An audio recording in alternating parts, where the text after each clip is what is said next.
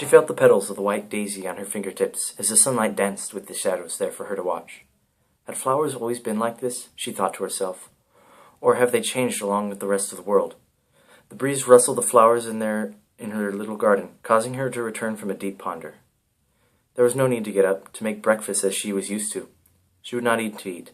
It was no longer necessary. Ever since the Genesis Project, the world had begun anew. Everything in the world was either destroyed before the Genesis Project or practically reborn into the new peaceful world. It had been just over 2 Earth years since the change was made. Most memories of the old world were faint. Genevieve could only remember a few things anymore. Her younger sister, who lived to the age of 7 before what was called death took her, was one memory. She was sad. She thought of her sister Caroline a lot, and when she would call Genevieve on Saturday mornings to say hi and ask how the weather was at the beach.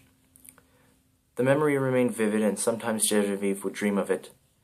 The phone on the nightstand would buzz, then buzz several more times before Genevieve would wake enough to answer it.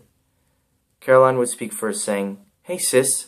Genevieve would always answer back, "Hey, little kitten." Caroline never liked being called little, so she would raise her voice slightly to make sure to be heard.